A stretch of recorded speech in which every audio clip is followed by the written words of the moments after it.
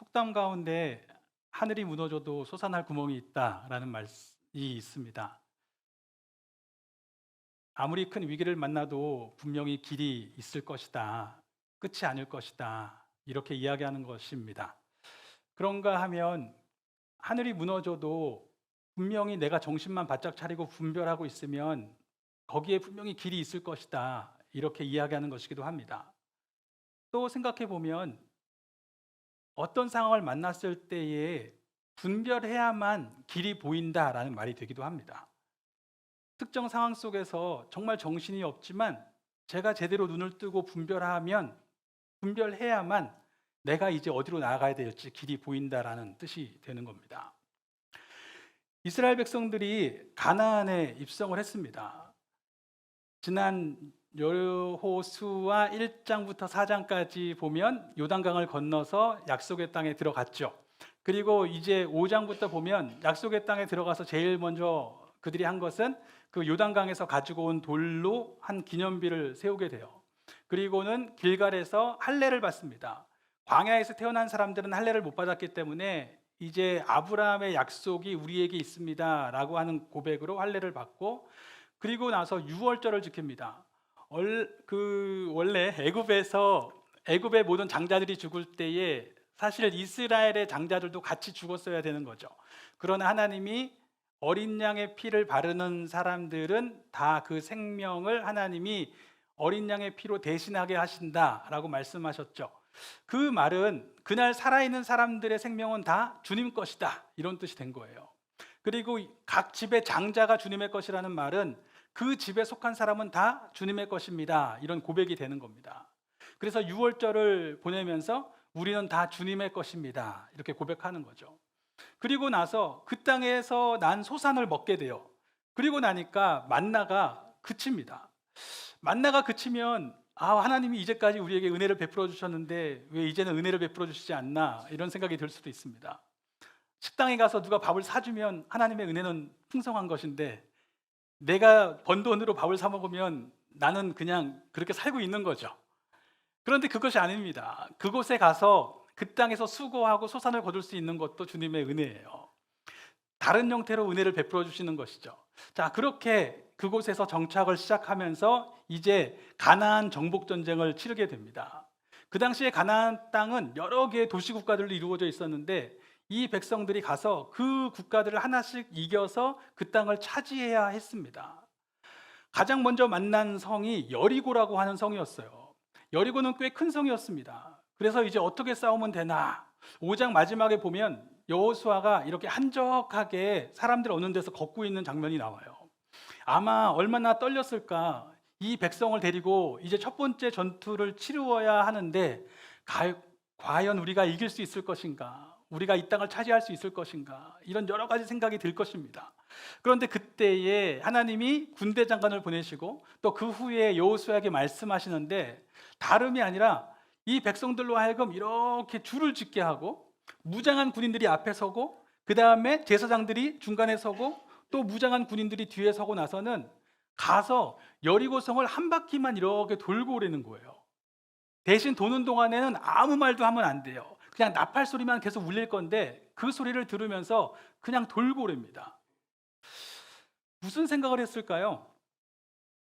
이 나팔 소리를 들으면서 그렇게 생각했을 것 같아요. 백성들은 이렇게 전쟁을 하는 게 이해는 되지 않지만 주님께서 말씀하셨구나, 주님께서 우리와 함께 하고 계시니까 저 나팔 소리 가운데 주님이 우리를 이끌어가고 계시니까 일단 따라가자, 이런 마음으로 이렇게 걸었을 겁니다. 실제로 이스라엘 백성들이 신년 때마다 나팔을 부는데 그 나팔이 가지고 있는 의미는 분명하게 주님께서 다스리십니다, 주님께서 인도하십니다, 주님께서 함께 하십니다, 이런 고백이에요. 그 고백을 들으면서 이렇게 한 바퀴를 돌고 들어옵니다. 둘째 날이 되었는데 또 똑같이 한 바퀴만 돌고 들어와. 또 셋째 날도 한 바퀴만 돌고, 넷째 날도, 다섯째 날도, 여섯째 날도 다 한 바퀴만 돌고 돌아오게 됩니다. 그리고 나서 일곱째 날이 됐는데 오늘은 한 바퀴 돌고 나니까 또 돌고 또 돌아 또 돌아 계속 도는 거예요. 오늘 왜 이렇게 많이 도나 싶었는데 일곱 바퀴를 돌고 나니까 외치라고 하는 명령이 내립니다. 그때 백성들이 와 하고 소리를 질렀겠죠. 요즘에는 그 AI로 그 당시의 상황을 이렇게 동영상으로 만드는 것들도 있더라고요. 제가 다음에 한번 보여드릴게요. 왜냐하면 여러 가지가 섞여 있어가지고 한 번에 보여드리긴 좀 뭐한데 AI로 여호수아의 장면을 만들어가지고 동영상으로 만들었는데 정말 흥미롭더라고요. 정말 외치고 성벽이 무너지고 우리가 뭐 고대의 전쟁을 보면 성벽을 지킬 때는 당연히 성벽 위로 이렇게 군사들이 있잖아요. 성벽이 무너졌으니까 군대가 다 무너졌겠죠. 그리고 그 땅으로 이제 들어가서 그 땅을 진멸하게 됩니다. 그런데 그때에 하나님이 하신 말씀이 있는데 그 땅에서 라합이라고 하는 사람, 그 여리고를 점령했을 때에 그들을 정탐했을 때에 정탐꾼들을 도와주었던 라합이라고 하는 사람은 살려주라고 이야기를 하고요. 그 외에 이제 그 땅에서 차지하게 될 모든 물건들이 있잖아요. 그것들을 전부 다 사람들이 절대로 취하지 말고 다 따로 거두어서 창고에다가 보관하라고 합니다. 여호와의 곳간에 보관해서 따로 하나님 안에서 이제 전체로서 쓰게 하라고 이야기를 하는 거예요. 자, 그리고 나서 두 번째 전쟁을 치르게 됩니다. 여리고에서 위로 올라가면 아이라는 성이 있었어요. 그런데 그 성은 굉장히 자그마한 성이었어요. 그래서 하나님 앞에 물을 필요도 없을 것 같아요. 그냥 충분히 이길 것 같으니까 그래 그냥 조금만 보내자. 그래서 3,000명을 보내서 싸우게 됩니다. 그런데 3,000명을 보낸 그 전투에서 대패를 하고 많은 사람이 죽고 돌아오게 돼요. 백성들이 슬피 울죠. 이제 전쟁의 시작점인데 여기서 실패했다라는 것은 앞으로의 전투에서도 어떻게 될 것인가, 우리가 이길 수 있을 것인가 하는 그 사기가 꺾이는 일이기도 했고, 또 그쪽 가나안 사람들 입장에서는 싸워볼 만한데 우리가 이길 수 있겠는데 라고 하면서 이제 오히려 사기가 올라가는 그런 상황이겠죠. 그래서 하나님 앞에 이게 어찌된 일입니까? 라고 슬피 울고 있습니다. 그런데 그때 하나님이 여호수아에게 하시는 말씀이 왜 슬피 우냐? 이것은 너희의 죄 때문인데 그 죄는 무엇이냐면 너희 가운데 온전히 바친 물건이 있다라고 말씀하세요. 자, 아까 전 여리고성을 점령했을 때에 여리고성 안에 있는 물건들을 하나도 이 백성들이 취하지 말고 다 곳간에 들이라고 이야기했는데 그 줄 중에서 누군가는 그것을 취해서 자기 장막에 숨긴 사람이 있었던 거예요. 알고 봤더니 하나님께서 말씀해 주신 대로 제비를 뽑았더니 아간이라는 사람이 뽑히게 되고 그에게 물어봤더니 그가 솔직하게 이야기하는 것이 내가 아름다운 외투 한 벌과 은과 금을 보고 탐내어서 내 장막에 감추었습니다 라고 하는 것이죠. 그렇게 장막 안에 감춘 것 때문에 하나님이 이스라엘을 패배하게 하셨다라고 하는 겁니다. 그래서 하나님이 이 아간의 죄를 드러나게 하시고 그 물건들은 다 태워버리고 이 사람도 같이 그 가족까지 심판을 받게 됩니다. 그리고 나서 다시 아이성에 올라가고 나서는 승리를 하게 되죠. 자, 이게 이제 5장부터 8장까지의 이야기인데 이 이야기 전체 속에서 볼 수 있는 거는 이스라엘 백성들이 처음으로 가나안 정복 전쟁을 시작했는데 여리고성에서는 승리했고 아이성에서는 패배했어요. 그러다가 나중에 다시 승리하게 되는데 이 패배하게 된 이유가 무엇인가? 바로 아간이라고 하는 사람이 지은 죄 때문입니다. 자, 아간의 죄가 뭔가요? 탐욕, 도둑질 이렇게 이야기할 수 있을 겁니다. 그런데 어떻게 보면 저 사람 한 명이 도둑질했을 뿐인데 왜 하나님이 이렇게 심하게 심판을 하실까? 분명히 전쟁을 시작하는 시점에서 이 사람이 지은 죄 하나가 하나님이 보시기에는 굉장히 중요한 의미가 있는 거예요. 이 부분에 대해서 분명하게 이 백성에게 알려주실 필요가 있는 겁니다. 그러니까 이 백성 한 명의 죄를 전체의 승리와 연결시켜서 심판하시는 거죠. 아간의 죄는 무엇일까요? 이 부분을 얘기해 보려면 아간이 무엇을 훔쳤는지를 생각해 봐야 돼요. 아간이 훔친 물건은 외투 한 벌, 은, 금인 것 같지만 그것이 아니라 온전히 바친 물건을 훔친 겁니다. 자, 온전히 바친 물건. 사실 우리가 전쟁을 벌이면요, 전쟁을 하고 나서 그 이유가 무엇이냐면 전쟁을 하는 이유가 무엇이냐면 남의 것을 내 것으로 만들려고 전쟁하는 거잖아요. 그러니까 전쟁을 힘겹게 했어요. 내 생명을 걸고 했으면 당연히 내가 이렇게 생명을 내걸고 전쟁을 했는데 여기에서 거둔 것들은 내 것으로 만들어야 되지라는 것이 당연한 마음일 테고 그것이 뭐가 문제일까 싶습니다. 그런데 하나님께서는 이 백성에게는 조금도 전리품을 취하지 말라고 하신 거예요. 이게 무슨 의미예요? 이 전쟁은 그런 전쟁이 아니라는 거예요. 세상의 전쟁은 남의 것을 내 것으로 만들기 위한 전쟁이에요. 그게 싸움의 목적입니다. 그런데 하나님이 지금 우리 백성에게 하게 하시는 전쟁은 그런 전쟁이 아니라는 거예요. 지금 아간은 하나님의 것을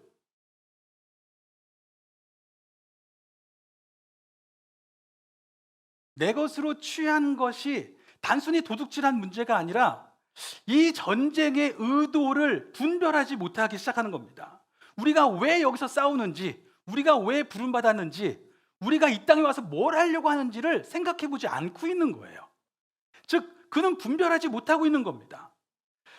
사실 이 전쟁은 하나님께서 왜 굳이 하나님 앞에 다 올려드리라고 했는가, 온전히 바치라고 했냐고 하면, 하나님은 이 전쟁을 이 땅에서 또 다른 탐욕에 일어나는 전쟁으로 만들려고 하시는 것이 아니라 이 땅의 것들을 다시 하나님께 돌려드리면서 회복하시려고 하시는데 그 뜻이 있는 겁니다.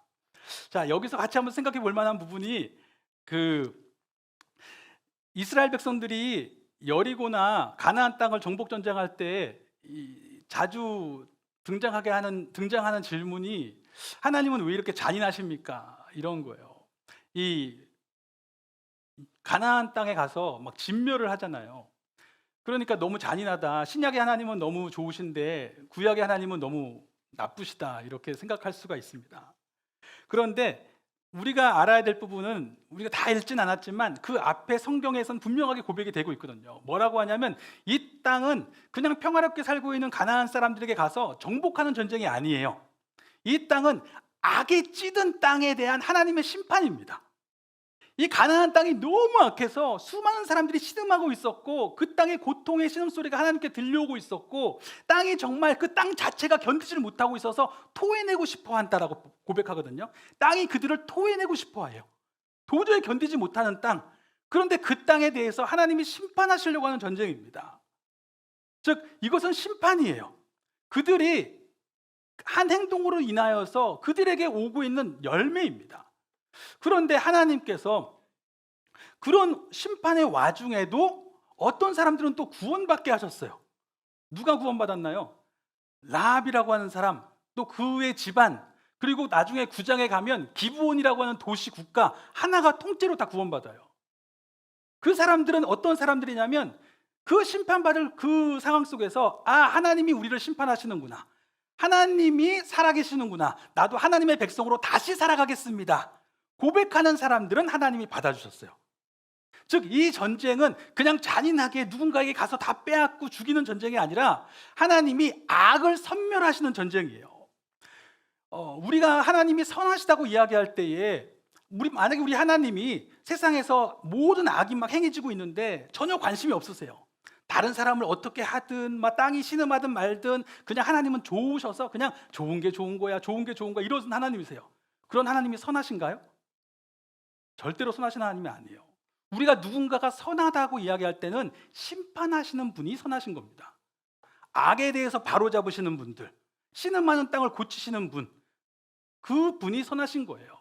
그래서 지금 하나님은 선하신 심판을 이루고 있는 것이고 그 심판 속에서 자신의 잘못됨을 고백하고 하나님께 돌아오는 사람에게는 또 살 수 있는 길을 여시고 있는 그런 장면인 것입니다. 즉 왜 이렇게 다 죽이는가가 아니라 누가 구원받는가, 하나님은 무엇을 심판하시는가, 하나님은 우리를 통해서 무엇을 하기를 원하시는가를 묻게 만드는 심판이에요. 하나님의 심판의 의도가 그것이라면 하나님이 다시 우리를 부르신 이유, 하나님이 이스라엘 백성을 들어가게 하신 이유는 이 땅을 새롭게 해서 그전에 애굽에서 살던 사람들, 또 가나안에서 살고 있던 사람들이 사는 방식과는 다르게 살게 하시려고 부르신 거예요. 그런데 아간의 죄는 그 전쟁을 그 땅에서 그냥 그들이 살고 있던 방식대로 살아가는 전쟁으로 만들어버리는 거예요. 하나님의 전쟁이 아니라 세상의 탐욕을 위한 전쟁으로 만들어버린 거예요.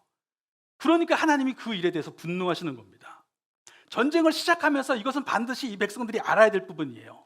이 전쟁은 이 백성들로 하여금 또 다른 탐욕을 일으키게 만들려고 하는 전쟁이 아니고, 이 백성들이 다시 하나님의 뜻대로 이 땅을 돌려드리도록, 그 삶을 돌려드리도록 하는 전쟁이에요.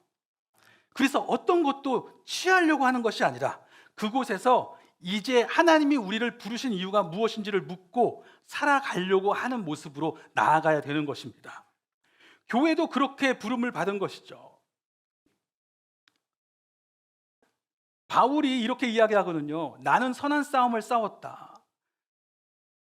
그리스도인 되면 싸움을 안 하면 될 것 같은데 놀랍게도 성경을 보면 그리스도인들이 싸우는 얘기도 되게 많아요.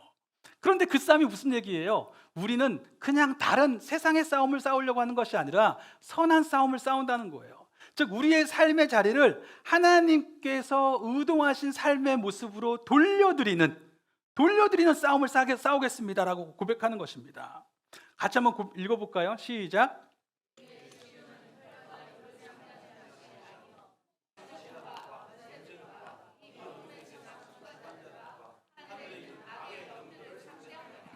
아멘.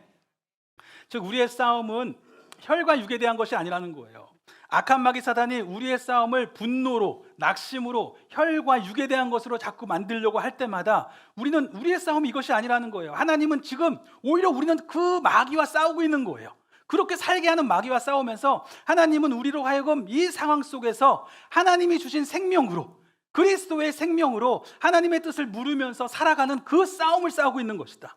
하나님 없이 살아가고 있는 이 세상 속에서 하나님께 속한 삶으로 살아가게 하는 거룩한 싸움을 싸우고 있는 것이다. 이렇게 고백하는 것입니다. 그래서 로마서에도 이렇게 이야기하죠. 같이 읽겠습니다. 시작. 형제들아, 내가 하나님의 모든 자비하심으로 너희를 권하노니 너희 몸을 하나님이 기뻐하시는 거룩한 산제물로 드리라. 이는 너희가 드릴 영적 예배니라. 너희는 이 세대를 본받지 말고 오직 마음을 새롭게 함으로 변화를 받아 하나님의 선하시고 기뻐하시고 온전하신 뜻이 무엇인지 분별하도록 하라. 아멘. 즉 교회는 분별의 싸움을 위해서 부름받은 것입니다. 세상 속에서 하나님 나라로 살아가는 분별함, 그리스도의 생명으로 살아가는 분별됨, 그리스도의 형상으로 살아가는 분별됨, 그 분별의 싸움을 위해서 부름받은 것입니다. 제가 최근에 영화 한 편을 봤습니다. 안 궁금하시겠지만 영화를 보려고 하면 영화를 보는 시간보다 영화를 고르는 시간이 때때로는 더 오래 걸리는 것 같아요. 왜냐하면 나쁜 영화를 보고 나면 제가 나빠져요. 그래서 좋은 영화를 봐야 되는데 좋은 영화를 고르려고 한참 이제 고르거든요. 영화를 봐야겠다고 마음이 먹으면. 그런데 그러다가 이번에 고르게 된 영화가 이 영화였어요. 흥행은 실패한 한 20만 명밖에 안 봤던 영화더라고요. 그런데 영화 제목이 너무 좋았고 포스터 자체가 뭔가 되게 인상적이었습니다. 그래서 뭔가 봐봐야겠다라는 생각이 들었는데 영화를 시작하니까 첫 장면이 이거예요. 어떤 가족이 저렇게 아름다운 곳에서 피크닉을 즐기고 있습니다. 폴란드 지역인데 너무 아름답게 그냥 편안하게. 그리고 보통 영화가 시작되면 첫 번째는 저렇게 크게 잡았다가 바로 인물에게 들어가서 서로 나누는 대사가 오고 가게 되어 있는데 이 영화는 그게 아니라 저 장면 그대로 그냥 계속 있어요. 그러니까 멀리서 그냥 보는 거예요. 그래서 이게 뭐지? 그냥 이 장면 자체를 찍고 싶었나? 막 이런 생각이 들 정도로 한참을 이렇게 있습니다. 그러다가 몇 명 산딸기 따러 가고 누군 낚시하러 가고 막 이런 식으로 가요. 그리고 나서는 가족들이 저렇게 수영장에서 집에서 이렇게 즐겁게 시간을 보내고 있는 모습들, 혹은 엄마가 아기를 데리고 집 정원을 이렇게 가꾸고 있는 모습, 이런 모습들이 이렇게 나오게 돼요. 자, 그런데 그렇게 보고 있다가 이게 뭐지? 라는 생각을 계속하면서 보고 있는데 어느 순간 이 집에 아빠가 출근을 하려고 옷을 입어요. 그런데 옷을 보니까 군복을 입는 거예요.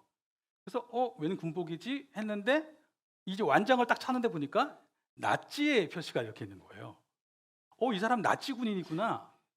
그리고 나서 출근을 하는데 말을 타요. 직책이 높은가 보다.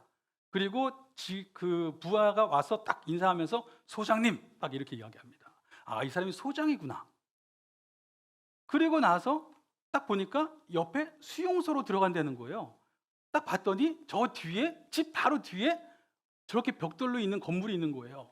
저게 바로 아우슈비츠예요. 그리고 이 사람은 아우슈비츠 수용소의 소장이에요.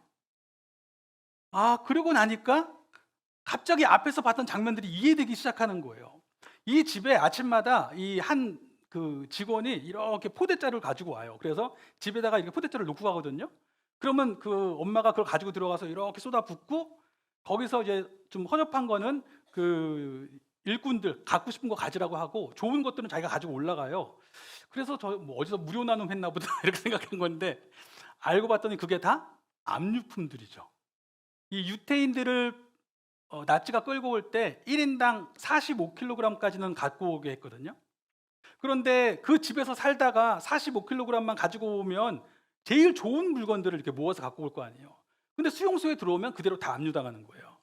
그거를 이제 쌌는데, 그 당시에 기록에 보면 창고를 몇 개를 지었는데도 보관이 안 됐대요. 너무 많으니까. 수십만 명 걸 중에서 수십만 명 걸 다 뺏었으니까. 그런데 이제 그것 중에서 좋은 것들을 갖고 와서 이 수용소 소장 집에 이제 갖다 놓으면은 소장에 쓰는 거예요. 이게 제가 나중에 이제 찾아봤더니, 실제로 루돌프 헤스라고 하는 그 수용소 소장의 이야기를 그 당시에 살았던 집 그대로, 그 당시에 위치 그대로 다 고증을 한 겁니다. 실제로 수용소 바로 옆에 자기 집을 지었고 저렇게 살았대요. 그러면서 보이기 시작하는 게, 영화 때 보면 이 영화 곳곳에서 가족들이 놀고 있는데 이 뒤편으로 계속 연기가 올라와요. 근데 그때까지는 아무 생각 없었던 거지, 저 연기가 뭔지를. 그런데 그거를 어느 순간 수용소고 아우슈비츠라는 걸 알고 나니까 저 연기가 뭔지를 알겠는 거예요. 수많은 유태인들이 다 타고 있는 거예요. 나중에 소각식서를 만들고 있는 장면도 나오는데, 그 회의를 하는데, 그러니까 이 장면은 철저하게 이 소장의 집 안에서만 벌어져요. 그런데 집 밖에 일어나고 있는 일들을 저렇게 담 너머로 알게 되는 거예요. 그러니까 여긴 너무 평화로운데 무슨 시설을 지을 건데 시설에서 어떻게 24시간 가동해서 태울 수 있는지, 이런 얘기들 하고, 그러면서 아이들이 갖고 노는 장난감을 보니까 다 금리빨이에요. 그리고 가끔씩 들려오는 소리가 있는데, 막 비명 같은 소리가 가끔씩 들려오거든요. 갑자기 잘 그냥 가다가 평범하게 가고 있는데 뒤에서 뭔가 와 소리가 막 들려와요. 그러고 나니까 너무 잔인한 거예요. 더 이상 영화를 못 보겠는 거예요. 어느 순간부터. 너무 잔인하다. 아니, 어떻게 이럴 수 있을까? 이 사람이 가정에서는 그렇게 좋은 아빠, 좋은 남편인데, 집 밖에 바로 나가면 바로 옆에 담장 너머로 가서는 집단 학살을 하는 거예요. 너무너무 충격적인 영화였어요. 그러면서 제가 예전에 한번 나눴던 이야기이기도 한데, 그 악의 평범성에 대한 이야기를 했었잖아요. 즉, 악인은 누구나 될 수 있다. 우리는 악인은 태어나서부터, 어떤 사람은 뿌리 여기서 이렇게 하나씩 쭉 자라고 있을 것 같은데, 뭐 송곳니가 이렇게 자랄 것 같은데, 악인이 그렇지 않다는 거예요. 다 평범한 아빠고 평범한 남편이라는 거예요. 평범한 아내일 수 있다는 거예요. 그런데 누구나 어떤 시점에서 악인이 될 수 있다는 거예요. 자기도 생각 못하는 사이에 자기는 그냥 평범하게 살아가고 있다고 생각하지만 악인으로 살아가고 있을 수 있다는 겁니다. 이 사람들도 나는 명령 받은 대로 한 것뿐이야 라고 했을 수 있잖아요. 실제로 그렇게 변증을 했거든요. 나중에 재판 나올 때. 그런데 그것이 수백만 명을 죽인 거예요. 그렇게 변호할 수 있을까? 그런데 이 영화의 제목을 저렇게 The Zone of Interest라고 적었는데, 이 interest라고 하는 단어가 그 관심지대라는 뜻이잖아요. 그 누가 악인이 될 수 있을까에 대해서 이 감독이 이야기하고 싶다라고 저는 읽었어요. 누가 악인이 될 수 있을까?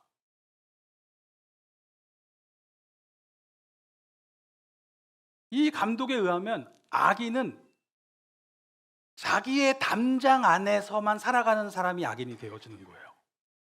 즉, 자신의 관심을 내 담장 안에만 두면 악인이 될 수 있다라고 이야기하는 겁니다. 왜 그럴까? 원래 interest라고 하는 이 단어가 관심이란 뜻도 있지만 이익이란 뜻이에요. 이자, 이윤, 이런 뜻이에요. 즉, 내 담장 안에, 내 이익 안에, 나한테 이로운 것들 안에만 나의 관심이 주어져 있으면 당신도 악인이 될 수 있다라고 이야기하는 거예요. 당신의 선택이 바깥에서 누군가를 죽이고 있는 선택일 수 있다라고 이야기를 하는 겁니다. 철학자들이 보통 하는 얘기 중에 사람이 인생을 제대로 살려면 두 가지가 중요하다고 이야기를 해요. 첫 번째 뭐냐면 내 인생의 주인은 나다. 이걸 깨달아야 되는 거예요. 누구도 원망할 거 없고 누구도 핑계할 거 없다. 내가 선택하는 거예요. 그렇죠? 소신껏 내 인생의 주인은 나라고 하는 마음을 가지고 선택하고 살아가야 된다고 이야기하거든요. 근데 두 번째 중요한 게 있는데 이게 더 중요해요. 뭐냐면 나는 세상의 중심이 아니다 이거예요. 그런데 사람들이 내 인생의 주인이 나다까지는 잘 가요. 그런데 그때부터 어떻게 하냐면 그러니까 내 인생만 가지고 살아가는 거예요. 내가 세상의 중심인 양 내 소견대로 나한테 이익되는 대로 내 판단대로 이렇게 살아가는 거예요. 그런데 그것은 다른 문제인 거예요. 내 인생의 주인은 나라서 내 몫을 감당하는데 그런데 이런 나는 세상의 중심이 아니라 세상의 한 부분일 뿐이에요. 더 큰 세상이 있고 더 큰 세상 속에 나는 내 부분을 감당하고 있을 뿐이다. 이걸 알아야 된다는 거예요. 그래야만 사람들이 나는 다른 사람들과 연결되어져 있고 내 삶의 몫이 이렇게 함께 흘러가는 것이라고 알 때에만 사람들이 제대로 살아갈 수 있대요. 다른 사람들의 가치뿐만 아니라 그렇게 살아야 나의 가치까지도 내게 일어나는 일의 어떤 가치까지도 더 큰 나라 안에서 머물고 있을 때에만 제대로 살 수 있다고 이야기합니다. 그런데 사실 그렇게 말하는 사람들의 이 철학론을 보면 거의 마지막에 참 흥미로운 것은 성경 구절로 끝나요. 사실은 그렇게 살아가게 하는 진짜 중요한 시각이 있는데 뭐가 있냐면 하나님 나라의 관점이에요. 하나님 나라로 우리를 부르실 때에 우리에게 그 눈을 열어주시는 거예요. 우리 각 사람에게 그런 마음을 열어주시는 겁니다. 그런데 그것이 없으면 그냥 내가 세상의 중심이 되면 내 기쁨에만 집중하는 거예요. 우리가 예전에도 이야기했던 것처럼 에덴과 아단을 얘기했었잖아요. 에덴은 기쁨이란 뜻인데 그 기쁨이 나를 향하여서만 기쁘게 하려고 하면 그 단어는 주색에 빠졌다, 타락했다 이런 뜻이에요. 즉 에덴이 얼마든지 타락의 자리가 될 수 있다는 거예요. 왜요? 내 기쁨이 중요하고 내가 중심이니까 다른 사람은 내 이익을 위해서 이용할 대상이에요.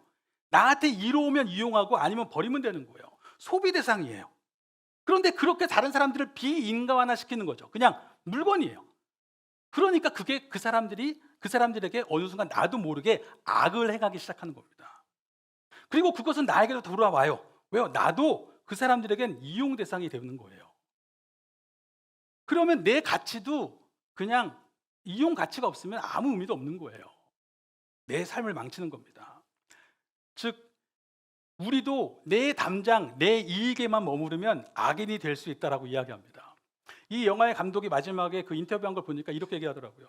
나는 우리가 무엇을 행했는지를 이야기하려고 이 영화 만든 게 아닙니다. 홀로코스트 영화를 만들려고 한 게 아닙니다. 나는 우리가 무엇을 하고 있는지 얘기하고 싶었습니다.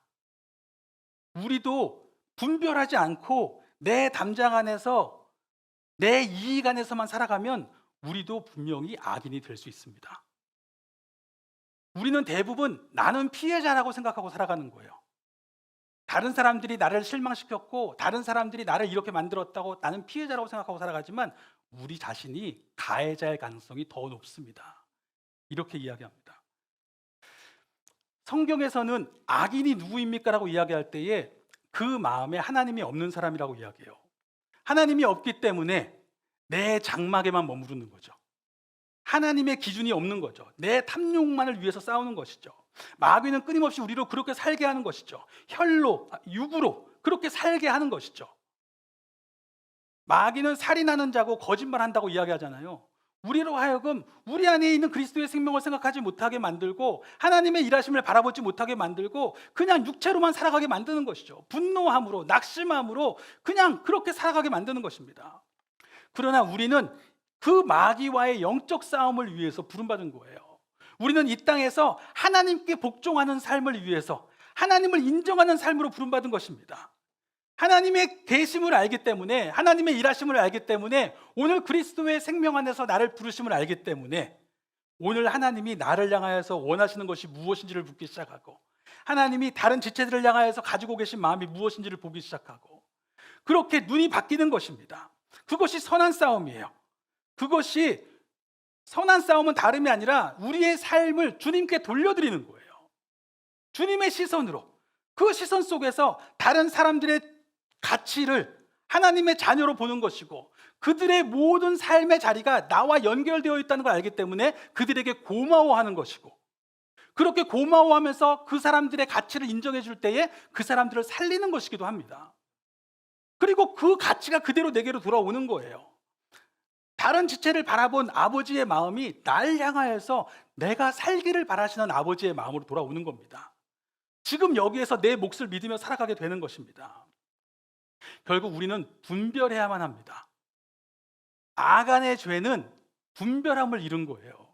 내가 왜 부름받았는지, 무엇 때문에 그리스도인으로 살고 있는지를 분별하지 못한 것이 바로 아간의 죄입니다.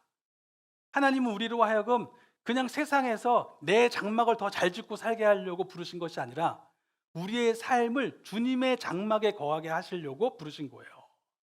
주님 안에서 살아가는 천국의 복을 누리게 하시려고 부르신 것입니다. 그렇기 때문에 우리는 늘 분별의 자리로 나아가야 됩니다.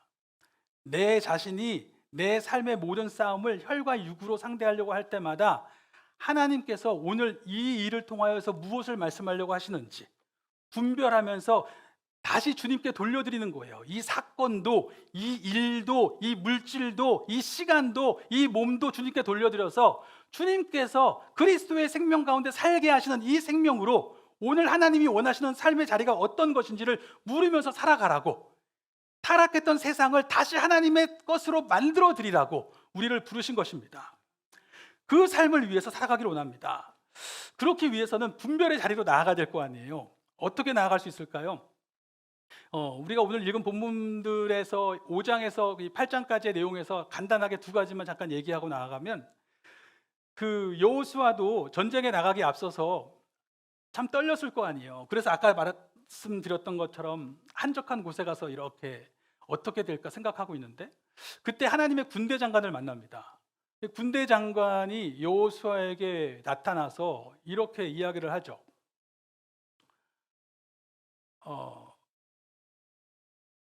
너의 발에서 신을 벗어라. 너가 선 곳은 거룩하다라고 이야기를 합니다. 자, 어떤 일이 있는 걸까요? 지금 여호수아가 걷고 있는데 마침 딱 밟았는데 여기가 거룩한 땅이에요. 그래서 거룩한 땅인데 이렇게 얘기하고 있는 이런 장면인가요? 마치 예전에 이 강대상 위에는 이런 말씀 죄송하지만 여자분들은 올라오시면 안 됐었잖아요. 네? 반주자 올라오면 안 된다 막 이래가 피아노 밑으로 내려라 막 이러고 예전에 막 그랬었었는데, 그리고 아이들이 놀다가 실수로 올라오면 어디로 올라가냐고 막 혼나고 그랬었는데, 여기가 거룩한 땅이기 때문에 말씀하신 걸까요? 거룩한 땅은 어디냐면 주님을 만나는 곳이 거룩한 땅입니다. 어떤 자리든지 간에 내가 거기서 주님을 만나면 거룩한 땅이에요. 왜요? 주님의 땅이잖아요. 내가 주님을 인정하는 순간, 신을 벗는다는 것은 다름이 아니라 당신이 주인이십니다라고 인정하는 겁니다. 모세도 하나님을 만났을 때에 하나님이 너가 선 곳은 거룩한 땅이니 내 발에서 신을 벗으라, 똑같은 말씀하셨죠. 즉 부르심을 받은 사람이 먼저 기억해야 될 것이 있는데 항상 주님 앞에 신을 벗는 거예요. 주님으로 인정하는 모습, 그곳이 거룩한 땅입니다. 주님의 땅이니까 주님의 말씀에 귀를 기울일 것이고 주님의 뜻을 물으며 살아가게 될 것입니다. 그래서 우리가 오직 내 안에 그리스도께서 사십니다, 이 고백을 하는 거예요. 주님을 만나는 그 자리, 주님을 인정하는 그 자리가 바로 거룩한 땅입니다.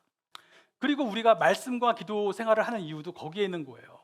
매일같이 1일차, 2일차, 3일차, 4일차 하다 보면 마일리지가 쌓여가지고 나중에 300일 됐을 때 300일 마일리지 가지고 오시라고 하려고 한 게 아니고, 이것을 통해서 숨 쉬려고 하는 것입니다.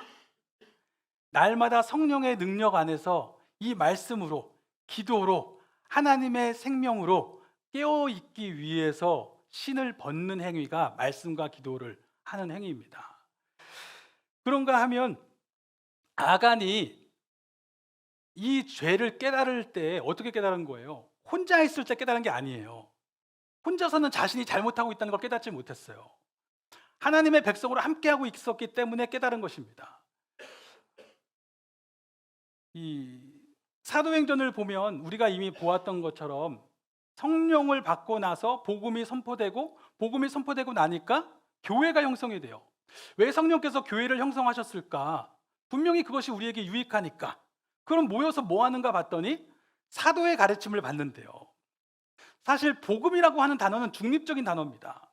복음은 어떤 때에도 쓸 수 있어요. 어떤 사람에게는 병 나은 게 복음이고, 어떤 사람에게는 물질이 있는 게 복음이고, 어떤 사람에게는 명예가 있는 게 복음이고, 어떤 사람에게는 친구를 얻는 게 복음이고, 어떤 사람에게는 뭐 해외여행 가는 게 복음이고, 다 복음은 다양하게 있을 수 있어요.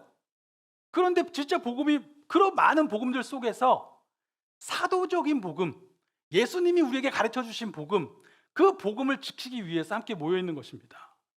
그런데 혼자 있으면 그걸 깨닫지 못하기 때문에 함께 모여서 그 복음에 다 다양하게 이야기할 수 있겠지만, 그 삶의 상황 가운데 여러 가지 복음을 같이 이야기할 수는 있겠지만, 중심적으로 그들 삶을 주장하고 있는 진정한 복음이 무엇인지를 함께 이야기하려고 모인 거예요. 그래서 이 복음을 통해서 내 삶이 헛된 복음을 쫓고 있는 것은 아닌지, 하나님의 싸움을 세상의 싸움으로 만들고 있는 것은 아닌지, 내 삶의 자리를 선한 싸움이 아니라 악한 싸움으로 살아가고 있는 것은 아닌지 돌아보게 하는 것입니다. 그래서 함께 모이면서 내 몸과 내 나라로 살고 있던 사람이 주님의 몸으로, 주님의 나라로 살아가는 눈을 열어가는 것입니다.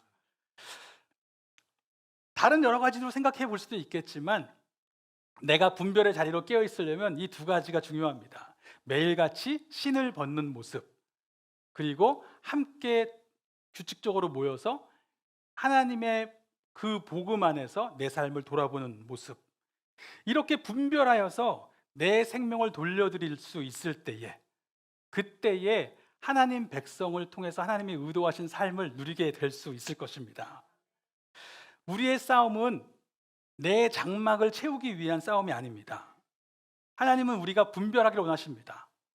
하나님의 싸움을 사람의 싸움으로 만드는 아간의 죄를 짓지 아니하고, 우리의 싸움이 우리의 삶의 자리를 주님의 장막으로 돌려놓는 싸움이라는 것, 그곳에서 그리스도의 생명으로, 하나님의 의로, 하나님의 일하심을 믿는 백성으로, 하나님의 뜻을 구하는 삶의 모습으로 그렇게 나아가기를 원하십니다. 날마다 분별의 자리로 나아가기를 예수 그리스도의 이름으로 축원합니다. 아멘. 우리 같이 찬양하겠습니다.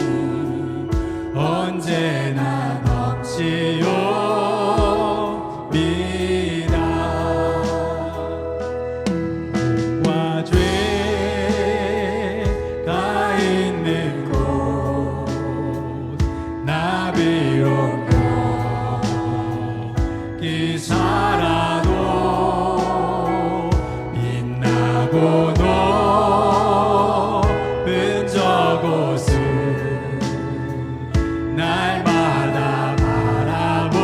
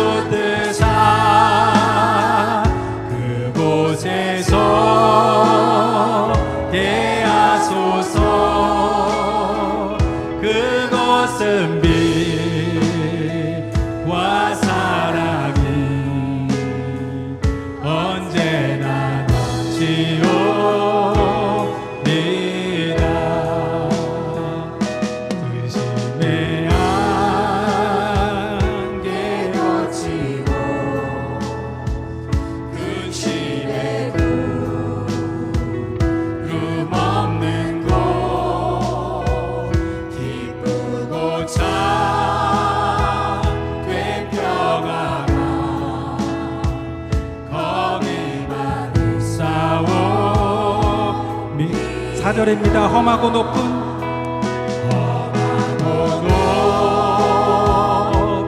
이 길을 싸우며 나아갑니다. 다시금 인도하오니 내 주여 인도하소서. 내 주여 내 발 붙드사 그곳에서 하소서. 그곳은 빛과 사랑이 언제나. 우리 더 큰 목소리로 고백합니다. 내 주를 따라 올라가, 내 주를 따라 올라가 저 높은 곳 새우뚝 서 영원한 복락 누리며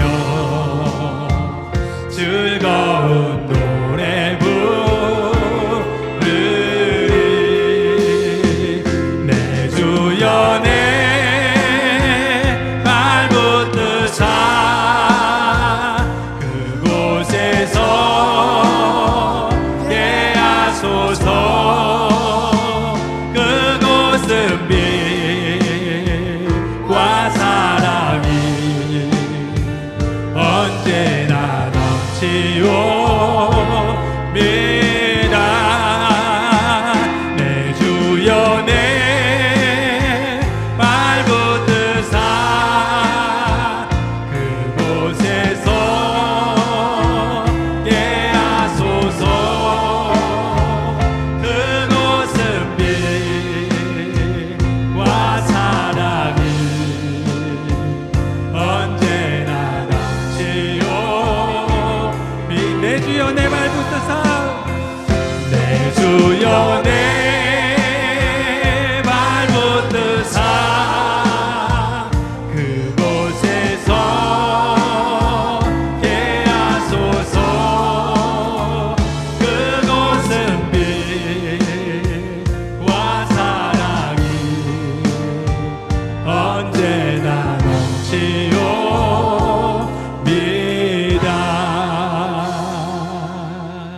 아멘.